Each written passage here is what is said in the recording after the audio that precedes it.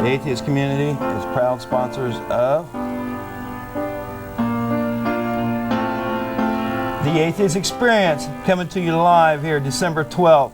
Welcome to Austin and welcome to the World Wide Web. Yes, we're going out there live, bringing it to you. The dynamic duo here in the never-ending cause there of truth, justice, and the secular way. Ray Blevins and his partner here, Jeff D. Hi, folks. This week's guest is Don Rhoades, Secretary of the Atheist Community of Austin. Like I said, remind everyone this is coming to you live December 12th, and we're going to give news about Atheist Community of Austin, which is, today is our board meeting. That's part of the reason why Don's here to help remind us. Don, you bet. Board members, show up today. Yes. And we're also having our solstice special next Sunday, so we'll have the whole entire group here in the audience live. So it'll be like 20 or 30 atheists here. Take your questions live on the air. It's always fun. You get to see it. Or as many as want to show up. Yeah, you get to see what a good-looking crowd we got here. You bet. But the night before that is our Rapture party, Saturday the 18th, and it's at Lovejoy's, which is down on 6th Street, and it's a costume party. Jeff's over giving us hints about his costume. I'm giving you no hints. I'm just telling you I figured out what I'm going to wear. I have no ideas on a costume, but then the other social event coming down the line here is Saturday, January 8th, is our Life of Brian party, our annual Life of Brian party. That's right. I got the movie queued up. Great movie. It is the best movie to sit around and watch with a bunch of atheists. It's a lot of fun. It's going to be January 8th at my house. And I appreciate you inviting us all to your house there. Oh, you bet. And if you want to come to that, you have to come down there and meet us in person, so we can give you the address. We're not going to give the address over there. And we meet every Sunday down at the Hot Jumbo Bakery, as a matter of fact, and then we're heading down that way as soon as we're done here, and we do our general meeting, and then we'll have our board meeting right after that. At this time, we go to Jeff for some news, and I brought some stuff in, so he's going to bring it back to me with some news that I brought in. Okay. But I'll let you go first. Let's start it off with the latest issue of Skeptic magazine entitled Millennium Madness. There's a bunch of excellent articles in here talking about various claims of the end times and the history of end time predictions. Plus, there's a cool article debunking Freud, and this one that I marked, there's a long article here on the Celestine Prophecy, which is a New Age book of weirdness, and an excellent review of that. And the most amusing thing, people who were at the lecture last week got the benefit of this. They have in the magazine a one-page legally binding contract where what you do is you get a fundamentalist who believes that on a certain date the world is going to end, and you get him to sign this contract, and after that date you get all their stuff, right? And of course you can challenge their faith if they refuse to sign this to back up their claim of when the world is going to end. And it's legally binding, and it's got the party of the first part and the party of the second part and all that good stuff, and provision that if they fail to deliver all their worldly belongings by the date that they've agreed to, then instead they owe you $250,000. And it's excellent. So we're making these available to members of the group or anybody who wants one. Call our voicemail or come down to the bagel shop, and we have stacks of these available. Get them, and those are free of charge. And that's absolutely make the Rapture work for you. Thing. We're giving you an opportunity to cash in on religious lunacy. Okay, Rapture report. Last week I read one of these. There was pending a end of the world scheduled for December 6th. Obviously that didn't happen. A group called Cutting Edge claimed that the wicked Illuminati were planning to kickstart the end times by crashing the Galileo probe into Jupiter, thereby turning it into a second sun in the sky. Thanks, Arlo. And that didn't happen. It may be starting. Still pending. Sometime this year, end of the world according to some Seventh-day Adventist literature, end of the world according to the Jehovah's Witnesses, apocalyptic battle followed by a peace as per a vision of George Washington. According to this apocryphal tale, the apparition of a beautiful woman appeared before George saying, "Son of the Republic, look and learn." Thereupon he saw the world as it would be in 1999. Black clouds with red lights in the center representing invading armies spewed forth from all around the world and poured into America. After a massive battle, an angel sprinkled water on the world and peace is restored. Also scheduled sometime in 1999, the height of the Antichrist's power when a terrible Holocaust will occur, as foreseen by astrologer Gene Dixon. In The Call to Glory, Dixon wrote, "As the Russian armies begin to move on the Middle East about 1999, Russian MIRVs and FOBs will rain down a nuclear holocaust upon our coastal cities, both east and west." Dixon also claimed the Antichrist was born on February 5th, 1962. Could actress Jennifer Jason Leigh be the Antichrist? That's her birthday. A pole shift will cause natural disasters in World War III, according to the sleeping prophet Edgar Casey. And the end of the world, according to linguist credophile Charles Berlitz, as predicted in his book Doomsday 1999. All these things are due sometime in 1999. We're fast running out of weeks, folks. Specifically, sometime in December 1999, the second coming, as according to Monty Kim Miller of the cult Concerned Christians. This is the guy who's had his cult in Jerusalem and they've been kicked out a couple of times. He has claimed that he will die in Jerusalem and be resurrected 3 days later. Specifically on December 25th, the second coming of Christ according to doomsday prophet Martin Hunter. And on December 31st, 1999, Han Min Cheng's cult God's Salvation Church, now relocated to upstate New York, preaches that a nuclear holocaust will destroy Europe and Asia sometime between October 1 and December 31st, 1999. So, we'll all keep our eyes open for those exciting events. Let me remind Vic there, we changed all those numbers to put in the area code because we are going out over the internet. Our area code's 512 if we get anyone long-distance callers out there that would like to call in. And if anybody ever even sees these messages on the web page. Well, so let me announce it over there. It's only updated once every 30 seconds or so. Our audio is going out live there or whatever, 1 second delay. The number is 512-472-2255. And if you do call in from outside Austin, if you're watching this on the web, please let us know when you call so we can congratulate you for being a faraway listener. We don't have you on hold while you're on long distance. Right. Yes. All right, go ahead, Jeff. Sorry. In the news, Al Gore admits to fundamentalism, attacks non-believers. On December 5th, during a 60 Minutes interview broadcast on December 5th, U.S. Vice President and presidential candidate Al Gore admitted that he was a born-again Christian. He also attacked unbelievers, or what Gore referred to as the anti-religious view, calling them arrogant and intimidating, making people who do believe in God feel like they're being put down, and I don't like that. I've never liked that, he said. I have a response to this. A lot of atheists have expressed outrage over these comments, but I find them so typical of religious believers that I can't bring myself even to be surprised. It appears to be a standard effect of religious belief that encounters with non-believers are immediately interpreted as put-downs. I, for one, am actually proud of having my non-belief considered intimidating. And as for arrogance, well, that shoe fits both sides, doesn't it? So I'm not shocked by Gore's comments. I'm not even particularly insulted. I'm not going to vote for the man, but I'd already decided that. Campus Freethought Alliance seeking UT skeptics. This is for any UT students watching the show this morning. The Campus Freethought Alliance is actively seeking remnants of the University Skeptic Society, as well as any other skeptics, freethinkers, and atheists they can find at the University of Texas in an effort to either revive the USS or to found a brand new group. Anyone who would like to assist in this effort can email CFA Membership Liaison Fred Peters. His email address is fredp333@aol.com. And if you missed that, call in the show and I'll repeat the email address. The CFA, Campus Freethought Alliance, is also planning to launch a national campaign against government-sponsored prayer in schools. If anyone in our audience has information, advice, ideas, etc., or would like to be involved, they can contact CFA Coordinator Amanda Chesworth at the Center for Inquiry International, Amherst, New York, 1-800-446-6198, extension 220. Or if you have good or useful resources to pass along, call that number and let them know. Some funny math in GOP debate. This was the latest, or as far as I know, the latest debate that the GOP presidential candidates had on December 7th. Whether outbidding each other on education dollars or describing the tax load on citizens, GOP presidential candidates seemed in need of remedial math at times in their Arizona debate.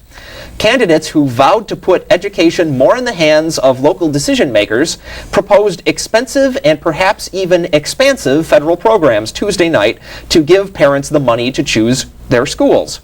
Texas Governor George W. Bush declared, "I don't believe in national testing," despite the fact that he is running on a platform that requires testing as a condition of aid to schools that get federal money. For his part, Arizona Senator John McCain said flatly, "We shouldn't have any federal bureaucrat deciding whether money should go to the states or not." He did not explain how his proposed voucher program could work if no one in Washington was making any decisions about it. Most of the candidates were eager to offer generous-sounding programs to let parents take federal tax money as vouchers they could spend on private education or other schools of their choice. Kathleen Hall Jamieson, who tracks the candidates on issues as dean of the Annenberg School for Communications in Philadelphia, said they seemed to be describing an activist federal role. Quote, "Here are people whose theme is, 'We're going to get the federal government out,'" she said. But their proposals would substantially increase the dollar amount and the federal involvement in education. Also in the debate, McCain said a single mother pays more in income taxes and, when you count them, Social Security and Medicare, than rich Americans do. We're going to fix that. In fact, a single mother of average or below average income wouldn't pay more dollars than a millionaire, but she might pay a higher proportion of her income than someone who is rich. Bush said, Bush would not say what he would do if the projected budget surpluses he plans to use for his tax cuts are smaller than he is counting on, even though he assumes stronger economic growth than the Congressional Budget Office forecasts. He said, "I refuse to accept the premise that surpluses are going to decline if I am president." But no president can ensure that there are going to be surpluses, Jamieson pointed out. Presumably, one should have a fallback plan in the event that they don't materialize. Answering a question on what he'd do on the first day of his presidency, Gary Bauer said that he would ban Nazi salutes in schools and require schools to display the Ten Commandments. But those likely could not be accomplished overnight because of Supreme Court rulings on First Amendment rights and the separation of church and state. Bauer also said Forbes would let his rich friends pay zero in taxes, while the Forbes plan would in fact require middle income and richer Americans to pay a flat tax. McCain sharply criticized the Clinton administration's foreign interventions, including Kosovo, saying it had conducted a photo-op government foreign policy for which we will pay a very high price. For which we will pay a very high price in American blood and treasure. So far, at least, U.S. casualties have been limited. Troops suffered no casualties during the Kosovo conflict until 3 peacekeeping soldiers died in a vehicle accident in July, long after the American bombing campaign had ended. Parents, students grapple with reasons behind shooting. Friends and neighbors of this, in Fort Gibson, Oklahoma, friends and neighbors in this small rural town were baffled as to why a popular church-going 13-year-old honor roll student would shoot for schoolmates. Authorities said they weren't aware of any previous trouble involving the teen, who attended church regularly. He didn't leave any notes, and his parents have refused to talk with the police. Because of his age, police need permission to question the young boy, whose name is Seth. Officers searched his home and several school lockers. Hundreds of people packed the gymnasium of Fort Gibson Middle School to learn more about why the student opened fire and whether such violence can be prevented. Parents and students making up the audience at Tuesday night's meeting held a day after the 7th grade student allegedly pulled a 9mm semi-automatic handgun from his backpack and fired 15 rounds. All of the 4 wounded students are expected to recover. Superintendent Steve Wilmoth told the crowd that he believes nothing could have prevented the shootings and said that there were no guarantees against another incident. I hope to God it never happens again in Fort Gibson, Wilmoth said. Residents asked school administrators how long counseling would be available, when the media would leave, and what security measures were being taken. They loudly applauded after the question was raised, why not put the 10 Commandments and prayer back in school? Administrators said they were looking at several possible security measures, including a full-time police officer, frequent use of metal detectors, or requiring clear backpacks for students. In any case, yeah, it's amazing, isn't it? This kid is a churchgoer, regular churchgoer, not an outcast. There's no rational basis on which you could claim that what was needed to keep this kid from opening fire was more religion. Yes. And yet, big round of applause when they bring it up. The boy's pastor, Reverend Jeff Burris of the First United Methodist Church of Fort Gibson, is one of the few who has talked with the boy. I talked to him and gave him a big hug, Burris said in today's Tulsa World. He's a scared 13-year-old boy. He's a scared kid who's as confused as we are. What really amazes me is I haven't heard of any of these other school shooters receiving a big hug. He happens to be Christian, therefore he is treated like a scared little boy who's confused as everybody else. No, like all the other shooters at schools, he came into his school with a gun, a lethal weapon, and opened fire. Just amazing blindness imposed on people when their religion is involved. Let me remind everyone, this is December 12th. We are taking your calls live on the air. That is 512-472-2255. If you're listening out there on the internet, hang with me. I saw the lights going on and off there. I think we had a caller, and we lost her, but hang in there. We will definitely get you as quick as we can. Okay. Go ahead, Joe. I wanted to show this magazine, Positive Atheism. I think we may have shown issues of this before, but this is the latest one. Are we getting? Yeah, it looks like that camera. I'll hold it for a close-up. This is a small newsletter put out by a group that has the Positive Atheism webpage, and they do articles of interest to atheists. And the editorial in this one concerns a recent book by Skeptic Michael Shermer, who's the editor of Skeptic magazine I showed a little earlier. Shermer has just come out with a new book, How We Believe, which discusses why people believe in gods. This is a follow-up to his previous book, Why People Believe Weird Things. And in that, Shermer suggests that the word atheism should be dropped in favor of the word non-theism. And his reasoning behind this is that most dictionaries do imply, and most religious people which make up the vast majority of our population do believe that the word atheist means somebody lacking moral values and a dangerous person in general. And Shermer wants to avoid this by switching to a new word. Well, I wrote a response to this magazine saying, the reason why atheism carries those connotations is because most people in our country are Christians, and most Christians think that if you don't believe in God, you're a bad person. So switching to a new word won't do any good. As soon as Christians find out that non-theist means somebody who doesn't believe in their God, they will start meaning that a person lacks moral character when they call someone a non-theist. So, just thought I'd bring that up. Didn't get to this last week. Here is an issue of True Believer magazine, Christian Arts, Entertainments, and Lifestyle. There's a picture of the cast from Andy Griffith on there. Interesting. I have not much to say about this. It's about what you would expect. But the most amusing thing in here is this little ad. There's a lot of ads from businesses that happen to be Christian and churches and all this other kind of stuff. But this one just really tickled me. It's scary. Don't bother with the close-up, but it's down here in the corner. This season, give your family the gift of safety. Become licensed to carry a concealed handgun.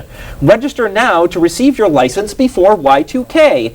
I won't say the name of the business. It's got a little Christian fish here, and it's a one-day course for $99, and it gives you a number to call to reserve your place in class. Yeah, nothing says peace and understanding quite like the gift of concealed weapons permit. We're starting to get colors. Yeah. Okay, you want to take a caller? Yeah, we'll see. Let's see if the phones are working right here. Let's go with Pete. Good morning. Good morning. About the shooting with this 13-year-old kid. Yeah. Yes. Christianity had nothing to do with him going off the edge.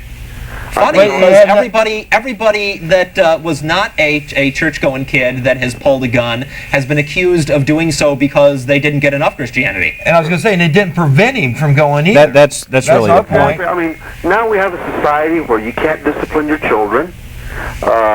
You're teaching these kids that it doesn't matter what you do, it's okay. A lot of parents don't care about their kids anymore. They're too worried about making a buck, and they're neglecting their children. Is that what this kid was being taught in church?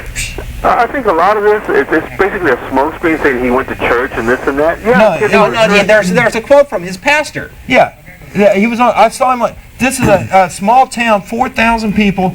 This kid went to church on a regular basis. Was an active member in the church, so there was no doubt about this kid's religion and his devotion to it or whatever else. And his minister came there, and Don Rhoades here, our guest has. Yeah, if you just set aside for a moment the fact that he was a churchgoer, just leave that out. Everyone that knew him said, "Gee, I didn't see a sign. I didn't see this coming." He seemed happy. He was funny. People liked him. He was well liked. He was popular. He wasn't in a shunned group or anything like that. So people found this mysterious. Okay, then you add what we're kind of talking about is that this guy is he was a Christian, a believing Christian, went to church and all this. If this is supposed to impact your morality and your behavior, why didn't that happen? Why didn't that happen? Well, I mean, and also, he seems to be being treated different. I think that was a point Jeff was making. Exactly. The comments are just completely different than other perpetrators of school violence because he's a Christian. Would you agree with that, or is that way off base? I think you're right on that because of him being a devout Christian, as it were. Now, I kind of misspoke when I said at the beginning about him, about his Christian beliefs and stuff.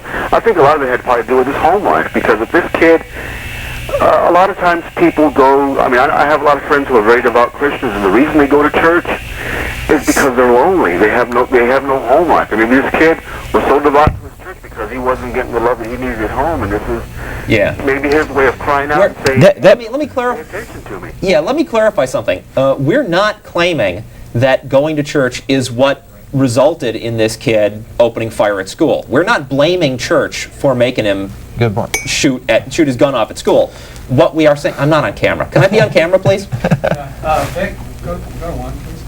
Okay. There we go. We're not saying that church turned him into a homicidal maniac. What we are saying is that when things like this happen and people turn around and say, what we need to solve this problem is we need prayer and the Ten Commandments in schools, this kid was getting plenty of prayer and plenty of Ten Commandments at his church.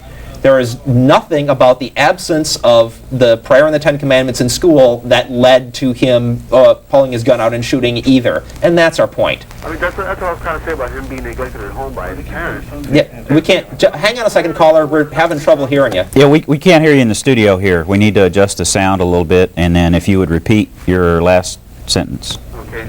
Prayer in school is not going to make up for parents not doing their job at home by loving their children and paying attention to them. Agreed.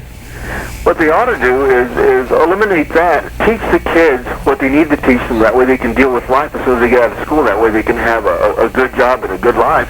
But the thing about it, if you've got parents at home who are neglecting their kids, a million prayers are not going to help these kids. What they've got to do is they've got to be there for their children, get involved with their lives. That way you don't end up with these kids that are a bunch of loners. And even though this kid may not have been a loner in his community, something was wrong. If you don't get love at home, it doesn't matter what happens. Something was definitely disconnected there, but the reports that I heard were saying that he had a good home life. And that's why with all the him being popular, accepted, church going, good family, then why did this happen? Yeah, the fact it really is a mystery. Well, but random things do happen. That's right. People do flip out for no apparent reason. It just happens, right? And our point, and the reason we're talking about this on this show, is that when those random events happen, those random tragic events, and the person happens not to be a Christian, Christians leap all over it as an excuse to advance their agenda by getting their religion enforced in schools.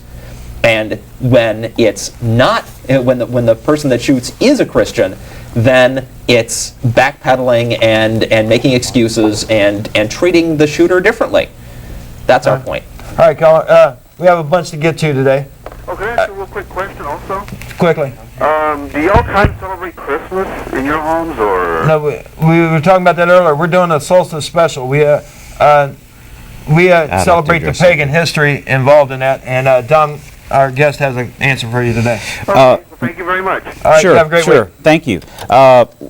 We in our house we celebrate Christmas, but we don't celebrate it as a religious holiday. We celebrate it because of the origins, which are center around the solstice. The solstice is a meaningful time of year because the days get shorter and shorter, and the weather gets colder and colder, and then you have this point in time where it starts to reverse. You may have plenty of winter left, but the days stop getting shorter and start getting longer. And this was a time of meaning for a lot of different cultures. And so we celebrate all the stuff except the baby Jesus stuff at our house. I have a daughter, and she looks forward to Christmas very much. All right. Let's try one more there, and then what? This is not news. It's your turn now. Okay, then I'm done. Let's do one more caller then. George. Good morning. Good Morning, George. How y'all doing? We're doing good. I would like to make a comment about this 13-year-old boy that y'all mentioned. Sure, quickly. Because he went to church regularly does not mean that he's a Christian. Being a Christian actually is surrendering your life to Christ. We hear this argument all the time. The boy, this 13-year-old boy could have been an atheist. Yeah, hang on. We hear this argument all the time, and it's known on the internet as the true Scotsman fallacy.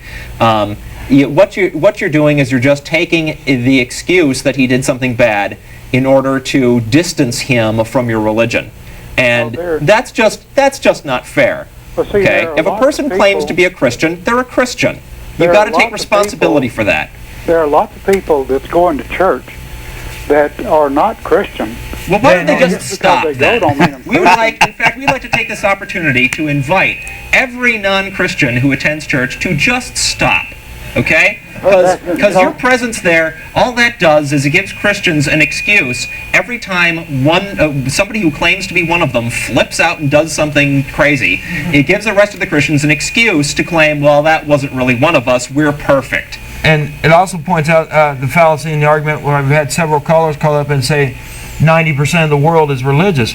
You all cannot agree on that you're all going to heaven. You're sitting there telling this guy that there's so many out there that aren't Christians that aren't going to heaven, but they're a religious person, so we're going to count these people in our 90%. Yeah, please, all non-Christians attending church, just stop. Okay? There's no need for you to continue. In fact, your presence there just makes Christianity look like a bigger deal because they can count more numbers. Okay, they can count more warm bodies in their pews. Just stop. And let's see how many true Christians are really left when all the non-Christians stop going. George, it would be really amusing if we wound up with really only about 2% of the world's population are Christians. That would be interesting. Could I ask you a question, George? Y'all have often mentioned. Could I ask you a question really quick? Sure. Do you consider yourself a Christian? I have, yes. You are a Christian. I would take your word for that. Well, is that fair? I mean, yeah. If you call yourself a Christian, is it okay if I put you in that classification and I call you a Christian? Think of you as a Christian no matter what you do. Yeah. Well, just like you're an atheist. Okay, so that's fair. Done anything wrong? Y'all have often mentioned evolution. Correct. In which I have seen this now. I would like to ask you a serious question concerning evolution. Sure. If everything started from an amoeba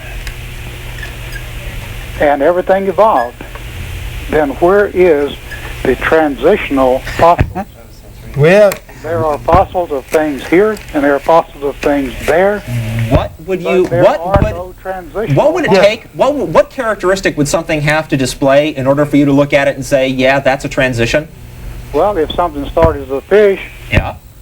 then it is a fish. There are no transitional fossils between a fish. We have Wait, found- let me finish that sentence. Is there no transitional fossils between fish and what?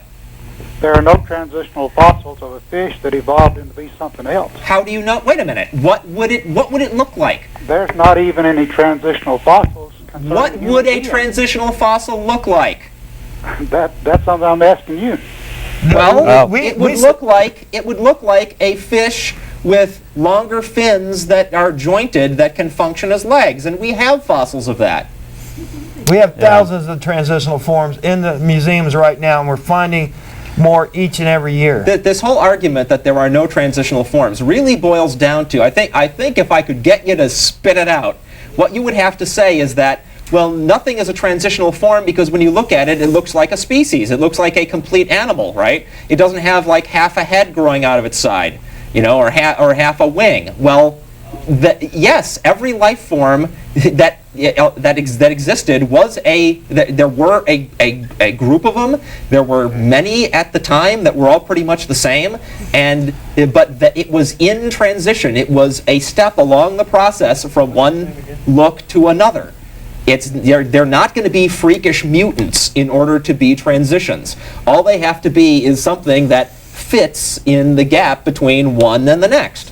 If I understand the transitional forms argument, it is that you should see from this species to the next jump in evolution, you should see a complete picture every single step in the way in the fossil record. And the fact is that not everything that lives ends up being fossilized. There are some species, for example, the evolution of the horse is pretty well documented. I mean, there are examples in the fossil record of a vast number of the changes that occurred in the evolution of the horse. Let's let the caller. But there's other things that there's species that existed where we haven't found any evidence that not everything gets fossilized. Do you have any response to this, I'll sir? give you something else to think about here. Sure.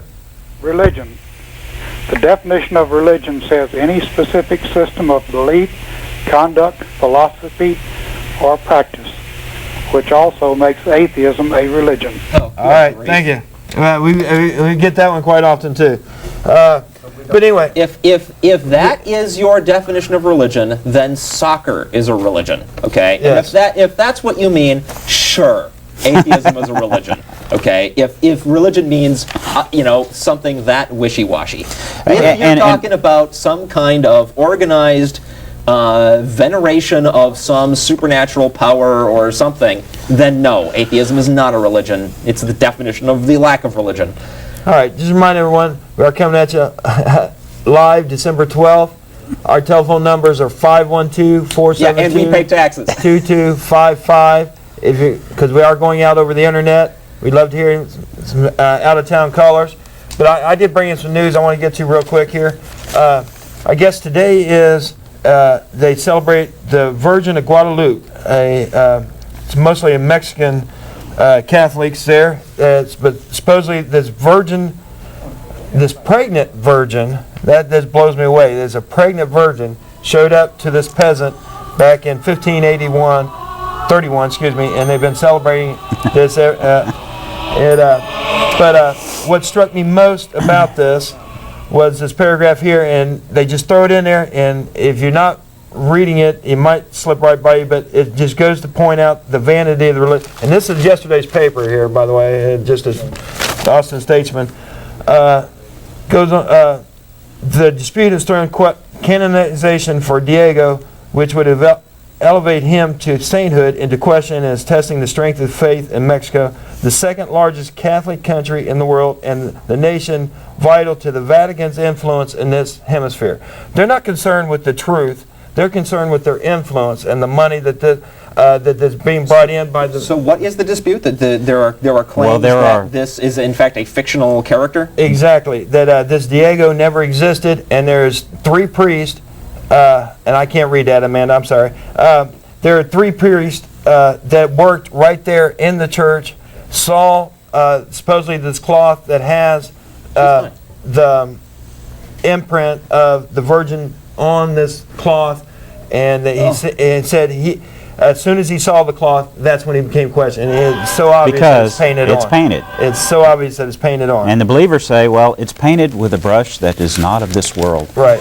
But Okay. but let's for a minute Can celebrate. you find the brush somewhere in this world? Well, no. That may be lost, but the let's just take a minute to commend these church scholars or priests or whatever they were for showing a little bit of skepticism. Skepticism is good. Skepticism is your friend. We are quite willing to agree that there are religious people doing good things, like these 3 Catholic priests who are standing up for the truth in this matter and not just taking going along considerable with the religion heat. party line, and taking a lot of heat for standing up for the facts. Absolutely. Okay, and then later in the exact same paper, again to show the vanity and the money-making thing that's all in one. They are now selling, it starts out, put those tired old Santas back in the box. Pope John Paul II is ready for your Christmas tree.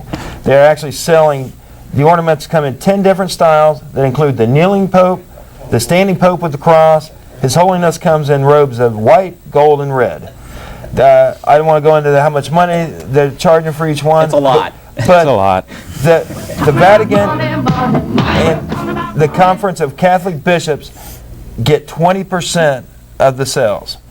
They were really concerned about it says the Vatican seemed thrilled with the ornaments, but an assistant to the Pope looked sternly at the cousins.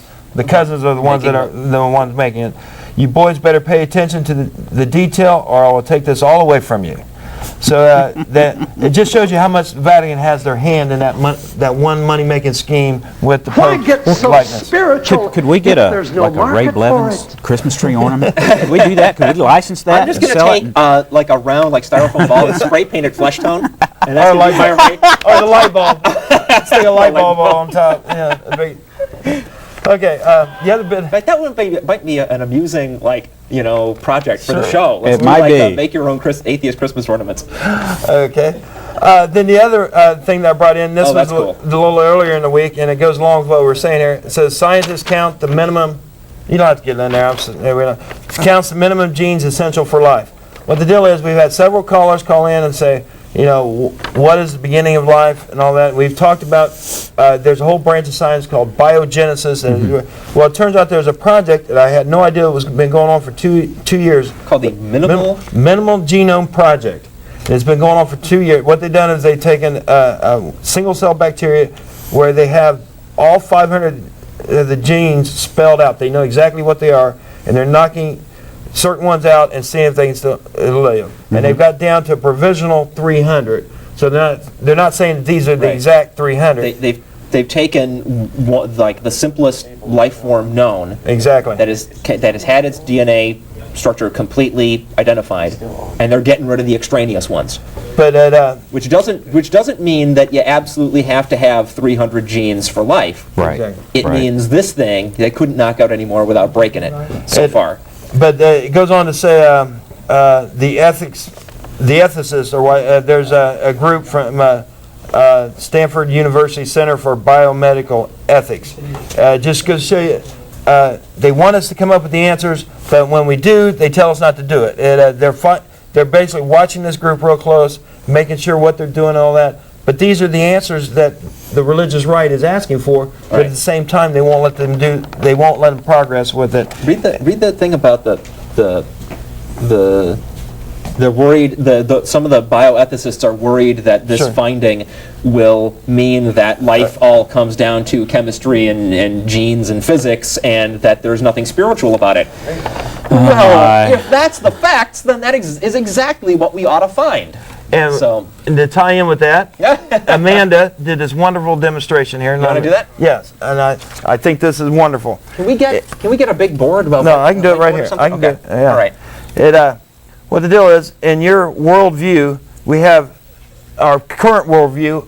We have different scientific discoveries have gone through to create our worldview. As you can see, we've got coevolution, natural selection, and see how they fit in? Quantum mechanics, That's this one. But then if you started filling the gaps, is it God? See, God trying to fit God That's into a God piece. That's a God for. And we got. Let's do this. Yes. There's God, right? Yes. God does not. It doesn't fit. You can stick it there because there's a space, right? And say, well, that's it. But what you're doing then is you're not really answering the question. You're just sticking the God piece there. Or goddess. The goddess piece you can stick in that slot, right? That doesn't really solve anything. Or the space aliens piece. That doesn't really fit. You can sort of cram his head into that thing. Or as the example that atheists like to use, the invisible pink unicorn. Just like in a generic, godlike thing, it's the answer to everything. That doesn't fit either. The piece that fits there is the only piece that really fits, and it's molecular DNA. And we're not done though. See, the worldview will be continue to build on this. So Christians say we got to start doing this. We got to start putting God up at this end, or a goddess up there, But to make the complete worldview, it takes several. It's not one branch of science. They all work together. Don't put the pieces in until they fit. And I want to thank Amanda for a wonderful job on that demonstration there. Thank you. Just remind everyone, this is December 12th. We are going out live over the internet. Well, I guess it's 1 second delay. Yes, and I have a bunch of callers. We have more stuff here, and I appreciate you being here, Don. It's been a great day so far. Yeah, I'm enjoying it. I'm having a good time. Where are we? Abel? Yes, I would like to ask y'all, Sure. what kind of productive things are y'all doing for people around the world? Y'all just... We do several. We do a blood drive, and so we have. It's available basically for the people here in Austin. That's not really worldwide. We gave money to the Gerald tornado victims. We give AIDS money Walk. Safe Place. Safe Place. We've given money to Safe Place. Yeah, we have marched in protests about various social issues. Well, I personally give money to the Planetary Society, which supports the space program. Excellent. And to other endeavors that I think are valuable to our society. We do a lot of things. We're a local group, so most of our effort is concentrated here on local.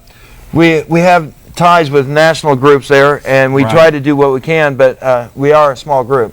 I'm not trying to make excuses. People out there? I mean, What? What kind of hope are y'all giving people out there? I mean, I'm not fully supportive of Christianity and all that, but at least they give some kind of people some kind of faith, and but if you just tell them that this is all there is to life, and you're gonna just rot in the ground, I mean, that's no hope for people, and that's kind of like you think that No. pull up. organization. I think that if you want to construct a story to give hope,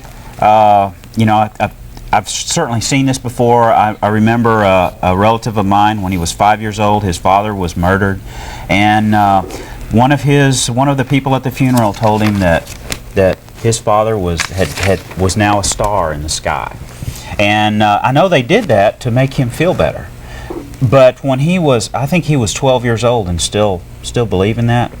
I don't think you do people any favors when you try to make something look better than it really is. I think that if you want the truth, it has implications. The fact that I know when I'm gone has implications for the life that I live. Would you agree with that? Yeah, I agree with that, but think about it. What if, I'm not saying your mother, what about your mother, grandma, and they were in their deathbed? I mean, what kind of things would you tell them to comfort them, you know? Sure. May I take I'm not saying you have to make up some false god or false religion to make them just feel better, but you gotta give somebody, at least some kind of comfort. But isn't that, wait a minute, isn't making up some false beliefs exactly what you're asking us to do? No, I'm just asking y'all to be productive instead of counterproductive. All right. It's been pointed out from Amanda there. We defend and encourage free thought. That's one major thing we do, and I just want to get that in real quick. But go ahead, Jeff. Sorry. No, I think that exactly what you are asking for is for the propagation of beliefs just for the sake of making people happy. And here's my take on that, okay? The thing that terrifies me most about death is not that I won't be around anymore. It's that in my last moments, I might become so desperate to go on existing that I'd be willing to swallow any old fairy tale that somebody dangled in front of me, okay, just to deal with that fear. I wouldn't want that to happen to me. If I'm going to have to die and be gone forever, I would like my last moments to be, clear-headed, and I'd like to have no illusions about what it all meant. And I think that is a respectful attitude for others. I would like other people, when they die, not to go to their graves deluded fools just for the sake of being happy for their last few moments. I would rather people bravely face whatever the facts are, and I have more respect for people that bravely face what the facts are in the face of their death than I have for people that just swallow any old myth. And then I have a point here. Yeah, I got some more too. Well, go ahead, because as soon as I said that, I forgot what the point was. I want to share something that's going on in my life right now. My mother-in-law is a very religious woman. She just found out recently that she has breast cancer, and the type of cancer that she has is very serious. Next Wednesday, she gets operated on, and they're going to do a radical mastectomy. Because of the type of cancer she has, it's very possible that she will not be alive very long. She's somebody that I care about very much. If I'm at her hospital bed and talking to her, I don't feel any need to try and tell her, well, it'll be okay because you'll be in heaven. What I would do is let her know how much I appreciate her, and let her know in subtle ways that I will keep her memory with me always. And that is how I will try to comfort her. Does that make sense? Yeah, that makes sense. Okay. Is that negative? No, I would just have one more thing to ask. Well, okay, let me make my point real quick while I'm still thinking of it or whatever. We're laying out there the truth out there. Your determination is whether it's good or evil or bad or we are not making that determination. This is the truth. If you don't like the way it looks, tough love. That's life. We can't make it pretty or ugly or easy to take or whatever else. It stands on its own. That's all I'm trying to say. Okay, your point. My last question for y'all is, as atheists, what do y'all see the purpose of life? As y'all atheist group, what do y'all think is the purpose of life? Okay, and then I'm going to let you go because we have a bunch of other callers. You have a great week. Thanks for calling, but that's a real interesting question. If there's no God, what is the purpose of life? Well, there's been lots of... Bertrand Russell comes to mind. Bertrand Russell was an atheist. He was a Nobel Prize winner in mathematics. He was arrested during World War I for peace activism. He lived to, I think he was like 90 when he died, and was one of the best-known philosophers in the world at that time.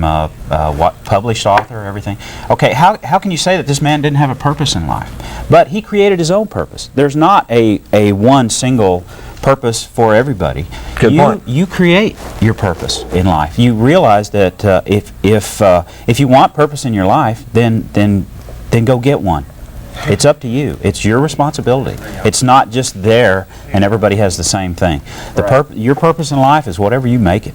All right, and Jeff had a... Yeah, I want to say one more thing about the idea that an afterlife is a positive idea, that it's there really for the purpose of comforting people in their last hours.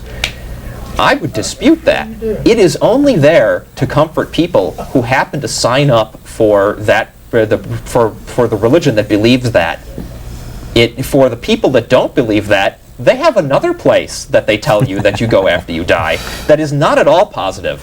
The idea that your soul goes on, just that idea as something to comfort someone as they're dying is, that's one thing. But then to say that you only get to get a nice thing with your soul after you die if you sign up with our particular religion, and you get this bad thing if you don't, that is a recruiting policy. That is not about making people feel happy. That's about getting warm bodies in your pews. Good Marketing. Point. Yes. All right, let's go on back to the phones here. Robbie? Yeah. I wanted to ask if you knew or what your conjecture was about the hatred of homosexuals in any kind of church or religion, and if it has to do with the hatred and the way they're dealt with nowadays, and what the atheist viewpoint or standpoint is on that. Our group, atheists vary from just as much as Christians vary from person to person, but our group is open to all. We don't make any preference whatsoever towards or discrimination against sexual orientation whatsoever, and it's right there in our bylaws right from the very beginning. And we do our part to point out the persecution that the religious right is doing on that, and we are very much against that, and we try to fight that as much as we can. We feel that, if I could just add a little bit, we Sure. feel that a lot of the hatred and prejudice against homosexuals that we see rampant in our society is religion-based. And one of the events that we participated in was the March for Families. Exactly. ACA, bunch of members carried our banner down the street because we felt that the laws in the proposed laws in the Texas legislature, which would prohibit homosexuals and gay and lesbian people from adopting or being foster children, were based on religious phobias of homosexuality. So we think that there's a religious basis to that prejudice. Okay, I do too as well. My other question is that I was brought up German Catholic in Germany, and my grandmother converted to Catholicism because, well, at the time that you were Jewish, it wasn't popular, and so they were able to convert and get by, except the men were taken. And now, years later, and having grown up in America now more than in Germany, I go back and forth to California a lot, and I learn friends of mine that have become successful either in films or in music or whatever have been trying to enlist me in so far 2 different things, which are very early in the morning, and one of them is Kabbalah, and the other one is the Scientologists. And the odd thing about it is that almost everyone that I know, even before times where they became famous or whatever, they're married now, but the men are gay. And so and the women that are going to Kabbalah that are inviting me are also gay, and they're they're popular people in their own right in some regard. But it's like once they attain a certain amount of status, when they felt the need for that kind of religion and to enlist others. Do you know anything about that, or do you know anything about? No, but I do have a bit of news about Scientology. They lost their certification in England. That was in the news. And they said that they are not there for the public good. That is basically a corporation to make money, and that's exactly what it is. And I know it had nothing to do with what you were saying there, but you jogged my mind on that, and I wanted to point that out. But I can't say anything about Kabbalah. Is that what you were saying? Kabbalah. I really don't. Is that some Jewish mysticism thing? Right. Right. I know very little about that. Like I said, I'd like to invite you to come down and meet some other atheists and maybe check out the atheist point of view. We meet every Sunday down at the Hot Jumble Bakery once we're done here. It's down West 5th and Lavaca. As soon as we're done here, we head down there. Okay. You pointed out that that the people that were involved in this were married and also homosexual. Right. Do you think that that's partly because there's so much pressure in society to be heterosexual? There's some kind of permissive element that goes on within the organization that buys these huge buildings and these lots all downtown LA, and a whole place in Florida called Clearwater. Apparently, a friend of mine was too, that was just surrounded by people in blue suits that were all that. And the Kabbalah thing is more part of the women that I know that are out there, but it seems like it compensates somehow for the fact that they have a dual lifestyle. Sounds complicated to me. Thank God I'm an atheist. I appreciate your call. You have a great week. Dr. Johnson? Look, Dr. Johnson, this is George. Look, I found out where I can learn how to handle problems. George? I found out where they know how to handle life. Well, tell me where. It's the Scientologists. That's right, the Scientologists. They're the ones who know. That's great. I'm going to try to do more research on the certification process there in England and Mexico. I didn't realize until recently that and it makes sense when you think about it. Countries like Mexico and other, they have a official certification process to become a religion. And these countries have official religions. I mean, Yeah. they're in a little different circumstances than we are here. Yeah, Here, pretty much anything goes. If you call yourself a religion, then you. Well, it'd be interesting to see what the different standards are for the different countries of what constitutes a religion and what doesn't. All right, let's go back to the calls here. Just reminding everyone, this is December 12th. We are coming to you live. Our number is 512-472-2255 for anyone on the internet. Let us know your long distance, and we'll get you in there as quick as we can. Going down to Travis. Good morning, gentlemen. Good morning. Good to talk to you.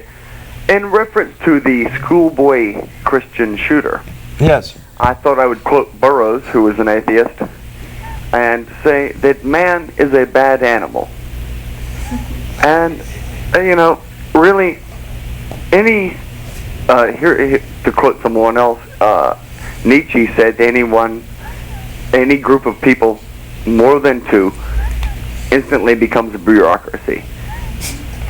Okay. Bureaucracy's goal is to further its cause. I appreciate it. Cause, you're naturally going to use examples of people doing wrong in any other belief system than your bureaucracy holds. So, Christians are naturally going to use non-Christians as examples. Hindus are going to use Muslims or Sikhs, as it would be the case in India. Yeah, but okay, but what would follow from your argument is that atheists then would naturally use theists. The thing is, our argument is not that that those religions turn people bad. Our argument is that all of the claims made by those religions that they turn people good are false. Well, I am not a Christian myself. Okay. But I must say that as standing as an outsider, I wish I could find something good to believe in. I just can't do it. But I wouldn't start off by believing that human beings are bad animals. I mean, bad from whose point of view? Bad animals, as in, every once in a while somebody runs amok, and it doesn't matter if you're a Christian or a Hindu, but not everybody, or whatever. So every once in a while somebody's going to push your buttons just right, or somebody's going to turn the screws just so tight. There's always going to be that one, that percentage of the population, that 0.0000001, that's going to be that on the fringe. Now, when we have 6 billion people, that number's going to keep getting bigger and bigger. You see what I'm saying? It's going to stay the same amount of percentage, but we're going to see more. And we've brought this up on the show before. Violence has actually gone down in this country, but it's the reporting of that violence is increased. So it's only an illusion that we're actually going downhill, and we're not. I would completely agree with you. All right. It sounds like, though, that you said something like you wish that there was something to believe in. Oh, no, it'd be fantastic if there was. My father is a theologian, and I've grown up, and I probably know more about theology than Christian theology than anybody I know. But I still can't find a basis to believe in the 3 wise men and traveling across the desert to this. That's just one of many stories. Right, yeah. There's bunches of them, but there's things out there that are important principles to hang on to that are worthy of belief. There's a group here in town that makes it a cornerstone of their philosophy, the innate worth of the individual. That's kind of seems sort of common sense to me, but I mean that's a valuable, positive thing, to believe in if you want. There's also okay. Let me rephrase this. Sure. I am not without belief systems. Okay. Okay. So I really don't need help in that. In that. All righty. Okay. But in reference to the Christians always using atheists and non-Christians who commit acts of violence to further their cause, everyone, Democrats, Republicans, everyone uses examples of other people committing wrongdoings to further their cause, including atheist organizations. Sure. Let me tell you what bothers me about inherent in bureaucracy organizations. Okay. Let me tell you what bothers me about these claims. It's not so much that religious people point to the non-religious examples. It's that when one of their own is caught in a some kind of despicable act, then their status as a Christian or whatever is denied. We don't do that. If somebody says that they're an atheist and they murder somebody, I've never heard any atheist say, "Oh, well, they're not a true atheist." But it's very common. For example, you mentioned the Crusades or any of the terrible things that happened in the Middle Ages to somebody that's pushing their particular brand of Christianity, and they'll tell you right away, well, those weren't really Christians. That bothers me. I don't think that's intellectually honest. Hey, I have a bunch of other callers. Well, hold on. Okay, quickly. If you could just give me some background on all of you. If you guys could give me like a one-sentence background on all of you, I'll go ahead and hang up. All right, you have a great week. Start, Don. Go ahead, Don. Since Okay, you're I was raised a Methodist. I'm married, father of one, and graduate of University of Texas. Work at a local semiconductor factory. I'm 41, high school graduate, and I was baptized in the Baptist church when I was 6th grade, I think. And Didn't take, huh? And it and then by the time I was 17, I pretty much realized I was an atheist. I used the term agnostic for years, just because atheist, because of the reaction I got to the word atheist. Agnostic came off a lot more friendlier, and so. But once I got down there to Austin and met fellow atheists and realized, what really meant to be an atheist, I went with the term atheist and have been for years. Jeff? I'm 38. I was raised Methodist. My parents both became ministers after my brothers and I had grown up and left the house. And that's about that.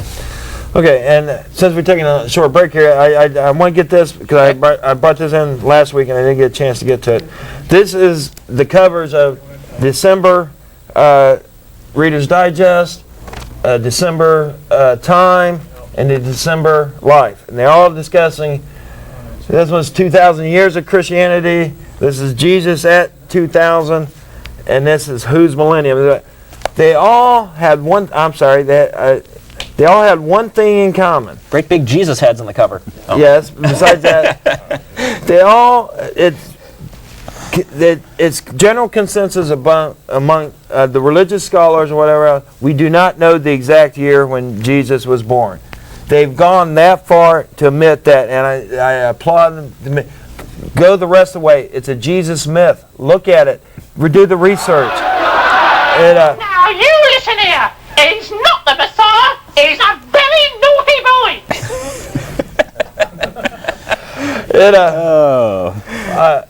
They go into this one goes into a lot of detail on the different key points through the religious, and I just want to do a couple of highlights here.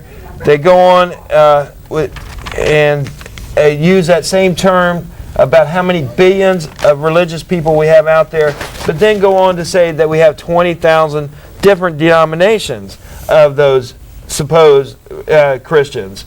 So it just, and you will not get that all 20,000 denominations to agree that all 20,000 are going to heaven. You will never get them to agree to that. And I'm hoping that that they'll come to that realization. In fact, one of my favorite statistics, if you accept, as many fundamentalists claim, that Catholics are not Christians, then atheists and non-believers worldwide outnumber Christians. Excellent.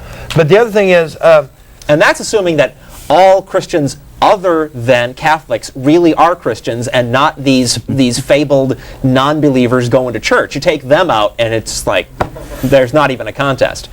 But the three themselves go the wide spectrum.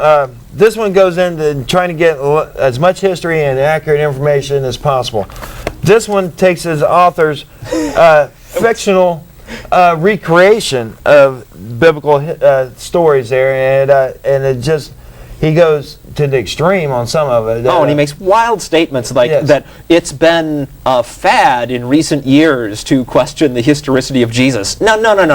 It's been going. It's not a fad. That is in fact what the leading biblical scholars agree.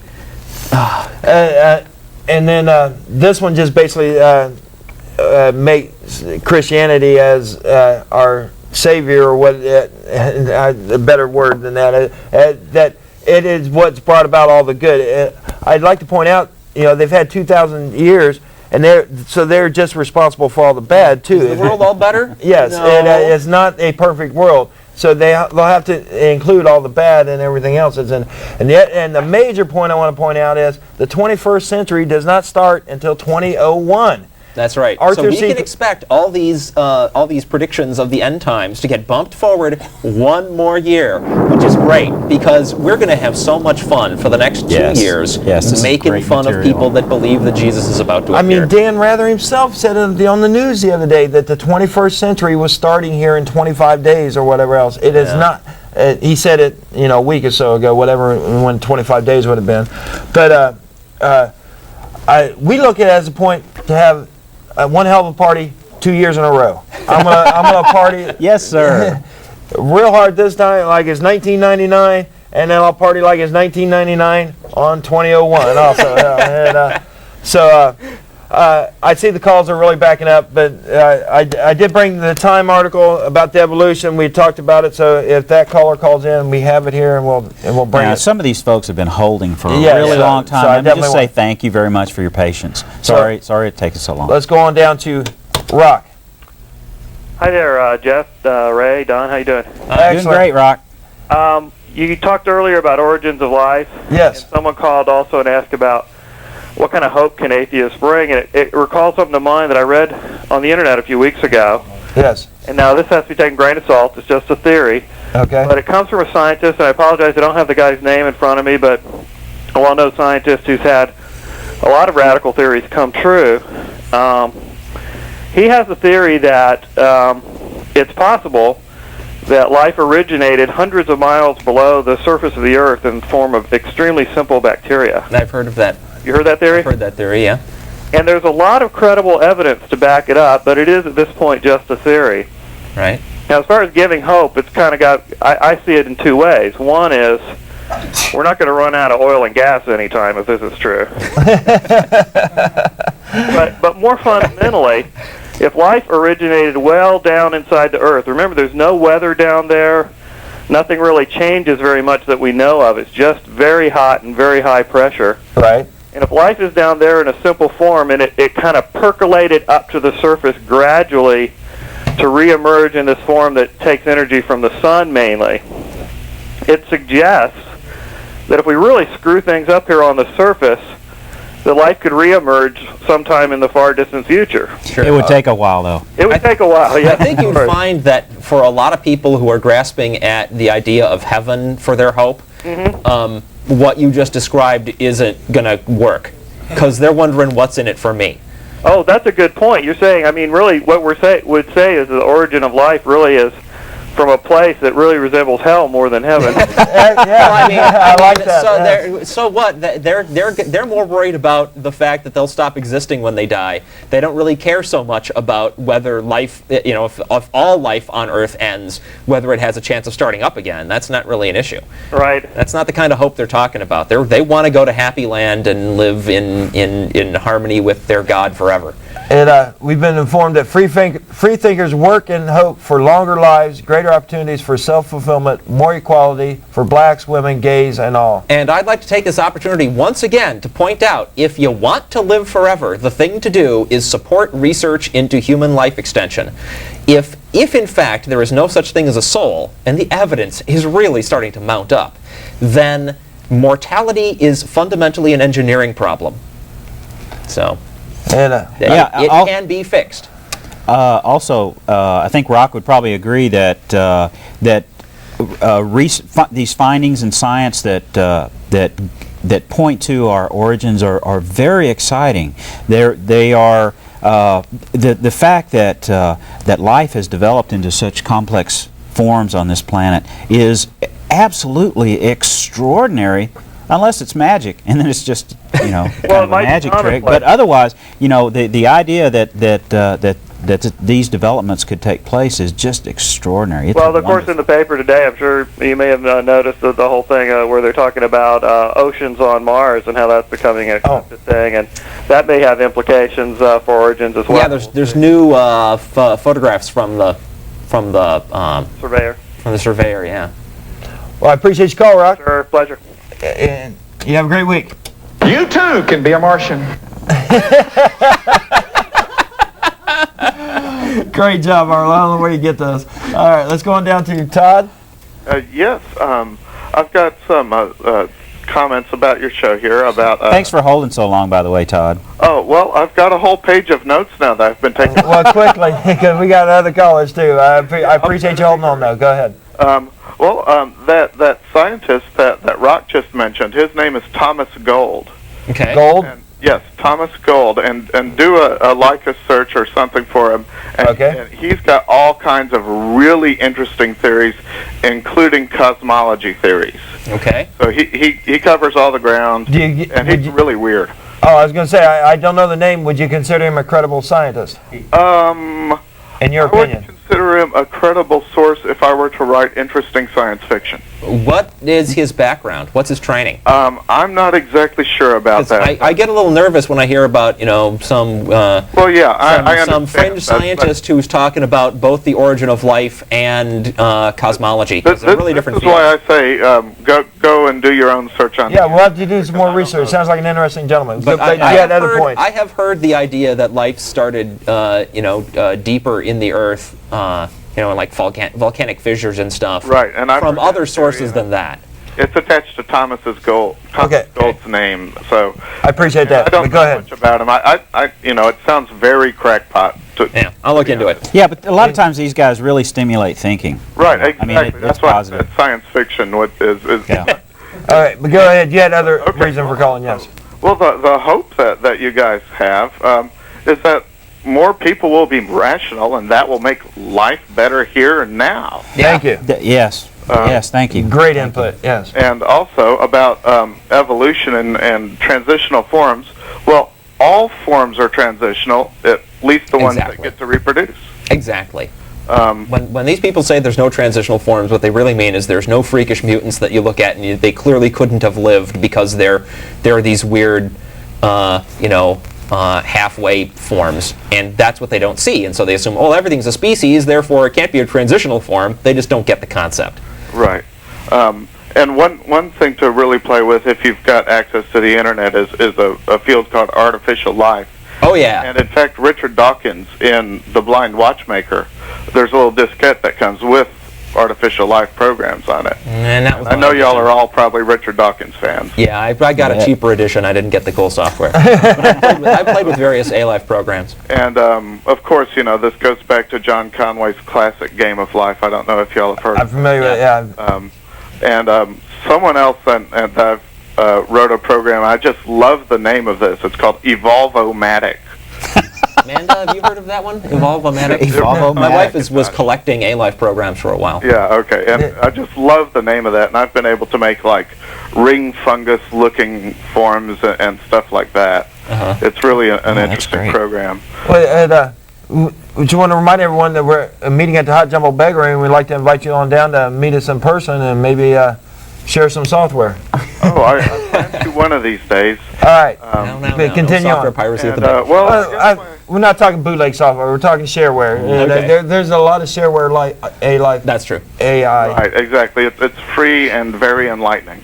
Thank you. Yes, go ahead. And and I guess my final comment is a lot of my good friends have concealed carry, and they're all very peaceful people. All right. You have a great week. Okay, you too, and do the love thing at the end. Okay, thank you. Thanks for the call, Todd. Thank you very much. I'm glad that worked out by accident, and we've been doing it every week now, and I'm glad to hear that we have requests for it now. Yeah, that's good. Okay. Yes, we will send out as much love as possible. We have that closing music again. Yes. Too, so. All right, let's go on down to Ray. Another Ray? Ray? Ray? Sorry, guys, you caught me off guard. I was looking at the program. Oh, that's right. I lost my spot there. Good morning to you. Good morning, Ray. I guess my question was answered some time ago when I guess about the third caller back asked. Sorry about that. Well, I want to ask it again anyway. Sure. I want to know, you guys said that, where you were born, how you were born in the Christianity and so forth and whatever, and I want to know when did you stop believing in, if there was a God, if you ever did, and what was it that made you stop believing that? Okay, we get this question often, but what the deal is, like I said, I was baptized. I was forced to go to church. I didn't want to go to church, and I had questions from the very beginning. I was, it didn't make sense, the contradictions, even, simple little things in the Bible there, like they give two lineages to Jesus, from David to Jesus, and they're claiming, that was a prophecy, and I found that right from the start, and the elders in the church or whatever would pass it off, as nothing, you must misunderstood it or whatever else, and you must look at it with faith and all this. So I had questions from the beginning, and like I said, I didn't really come to the conclusion until I was a teenager. Really, I'd say like 15 or so. That was about the same time for me. I was very enamored of a young lady who told me that she didn't believe in God, and I'm standing up there and saying, we all have our doubts. We just have to, try and have faith and all this. But suddenly it was like okay to question. And then I was at a book sale, and there was a copy of Bertrand Russell's Why I'm Not a Christian, and I picked that up and took it home, and it was like a sledgehammer hit me in the head. I mean, he's got the here are the arguments for the existence of God, and they were so pitiful, and he just it's not a complicated work at all, but it seems so clear after that. It just didn't make sense. Religion, or the religion that I'd been exposed to, no longer had the ring of truth about it. It was from that moment on, I've been an atheist. I'm kind of a late bloomer as an atheist myself. I actually made it into my early 20s before I finally decided that I for sure didn't believe. And it was no one particular event. It was a slow process of thinking about these issues. What finally made it possible for me to think clearly about the question of whether God existed or not was the realization that any God that I would want to worship in the first place, any God whose side I could choose to be on, would be a God who wouldn't mind me using my brain to think about these questions. Okay, so none of you ever really believed in God, or you never really knew about I believed. I did too. But you don't now? Right. What gods do you worship? None. None? You sure about that? Yeah. Yeah. Okay. Do you believe in Satan? No. No? Do you believe in New World Order? No. What do you mean, New World Order? Like what's happening now? Do I believe in I believe that whatever is happening now is what's happening. I'm not sure I understand the question. Well, Reality is real. That's what I said. Do you believe in New World Order? I don't know what you mean by that. You said what's happening now. Well, yeah, things are happening now, and I'm not going to dispute that the things that are happening now are happening. What are you talking about? What I'm talking about now is the world under one power. If you you're mean talking like about world government? If you're talking about some mass conspiracy that's been going on for several hundreds of years, no, I don't believe in that particular. If I believe that the world is coming together as more unified, yes, it's through the internet and through the economy, the world economy, and everything else. And by the way, that's a good thing. Yeah, we're finding out what a small Earth we really are, and that we need to work together, or this planet will be destroyed by our own foolishness. So but if there's a conspiracy directed by some patriarchal family that started hundreds of years ago, no, I don't believe in that. And quickly, we have run out of time. Anything else? That's it. All right, you have a great week. You too. John, hang on. Donna's been hanging on all this time. I was thinking John would be our last caller is what I was thinking.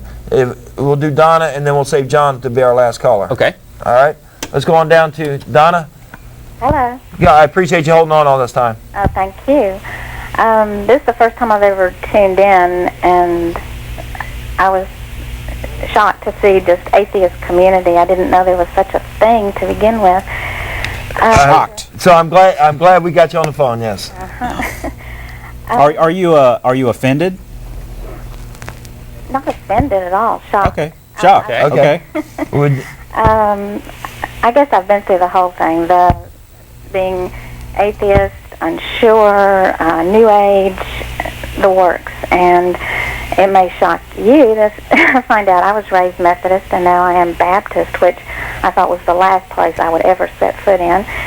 And one of the things that gave me such comfort is knowing in the Bible that we're all selfish, we're all self-centered, and one of the things that has helped learning the Bible is knowing that people are basically selfish and self-centered, and that we need to see or hear or touch something to believe in.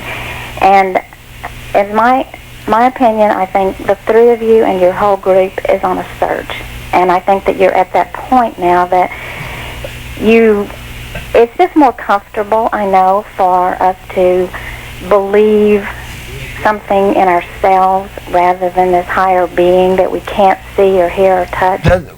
That is a common misconception about atheists. No, we're not saying that we are it, that this is it. What we are looking for the truth as it is and where we fit into that truth. Comfort has nothing to do with it. We're the first to agree that believing in various supernatural space pixies can make you think that you're special, that you're being watched over, that everything's going to get taken care of. We recognize that. We just don't believe it because as far as we can tell, it's not true. And I find most offensive is the vanity of religion. I'm thinking religious people are a lot more vain than atheist people ever were. Well, I know what the term means to be searching, and I feel like there was probably a time in my life that was probably accurate. I would say it's not accurate now.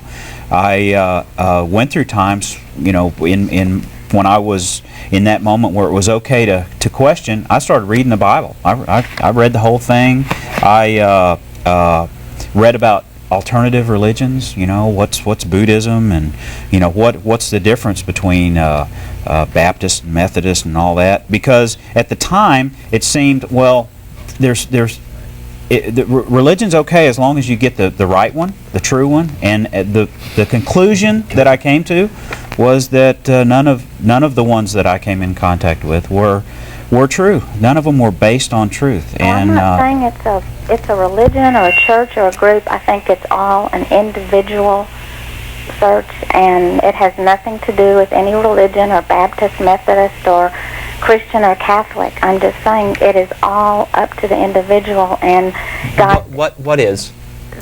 What's up to the truth is not objective, but belief is. But it's really the choice of free will and the choice of whether to believe or not. Right, but we can choose what to believe, but we can't choose what's true, and there's a distinction there. And why do you align yourself with the Baptists then, if you're saying that that's what that it's left up to the individual? I've aligned myself with Bible study where they do teach just the Bible. I was raised in the Methodist Church, and there was never any word about salvation, and that was okay. Well, there was in the Methodist Church that I went to. Are you a Bible believer? Very much. Okay, so you believe the Bible is the true Word of God. Is that correct? There's no errors in it, and it's unambiguous. Is that all fair to say? Yes. Okay. Then but that's what I'm saying. It's a belief, and that is what. Well, how do you explain all the contradictions, like the one I just mentioned about the two different lineages between David and Jesus? That's just one of many. How do you answer that? Well, I can't. It's there. I can't answer questions like that on the Bible. I'm not a Bible. I thought you were studying the Bible. And what can you answer about the Bible? Ma'am, I'm sorry, you called us right at the end. I hope you do watch us again. I hope you call again. And I hope that you do the research and find out that the Greek translation, which is mostly what the American Bible is based on, is full of errors right from the start. And if you, as from prophecies on down the line, the Hebrew language had no it was all consonant, it had no vowels.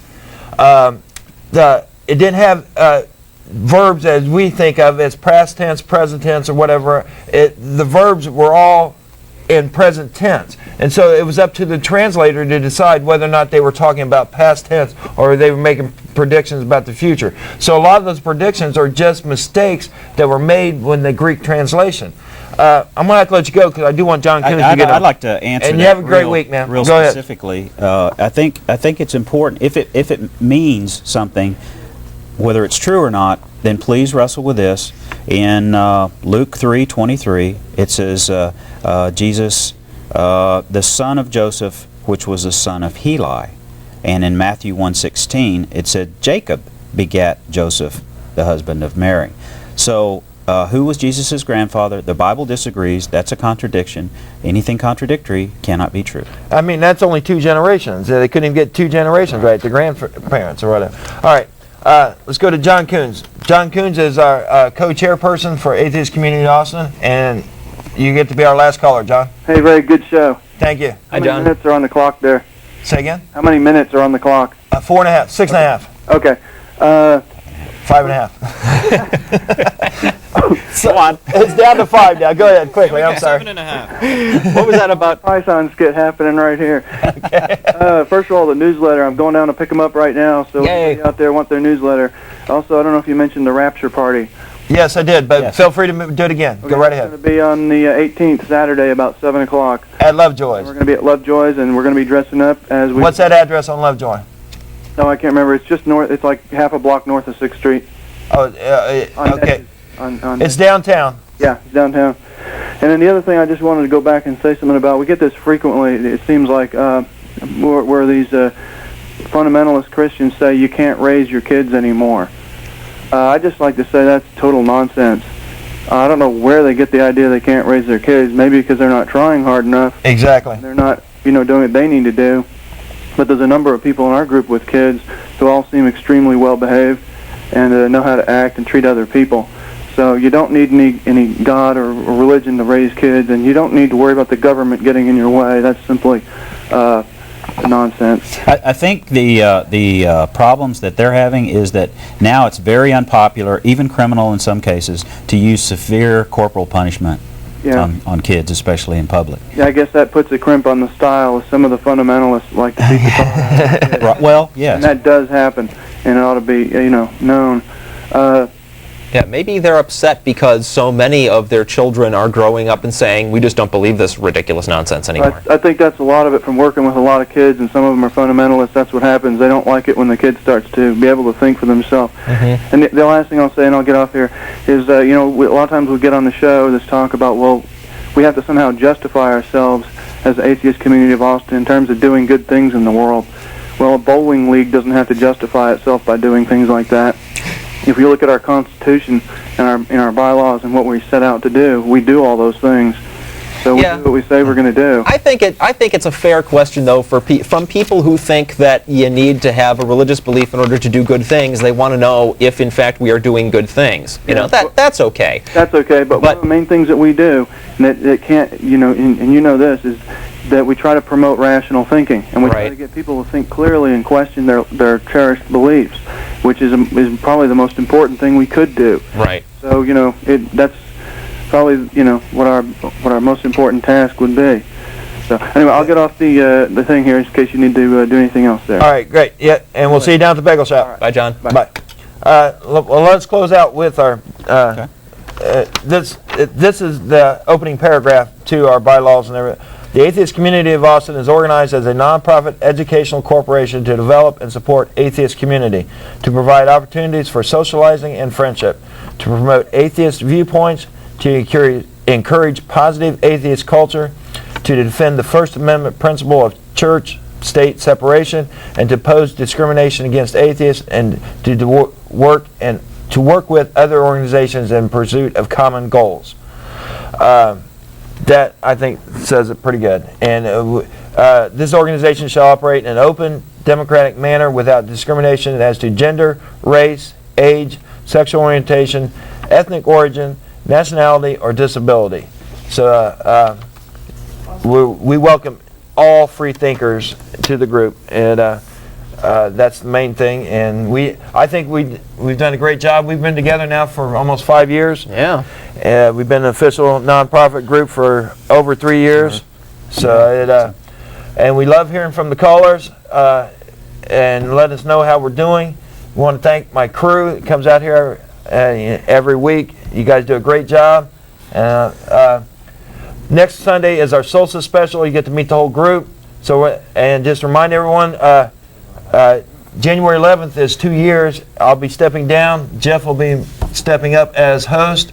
Vic, who's been our director and is moving out here to on camera, he'll be the co-host. So I only got a couple more weeks left. I've been having fun. I'm going to enjoy these last few weeks, that's for sure. I love the fact that we're going out on the internet on a regular basis now. We're going to do more on that. Tell your friends, tell your out-of-state friends. They can see the show, hear the show mostly on the internet at spring.net. Spring.net right now. We're working on getting all the technical aspects all worked out to where it'll be on our webpage. It'll be on our webpage by the end of the year. We'll start out the new year with it and going out there with a 1 second delay so that you should still be able to call in and take your questions. We didn't talk about Bible phonies. Let's talk about that next week. We will. There's that live atheist call-in show in Hawaii. Do the love thing there, yes. We're sending out don't forget the love thing. That's the love to Austin. Come on, Don. We love y'all, yes. Visit the website. Visit the website. That's ridiculous. 371-2911. Leave us a voicemail. Bye-bye.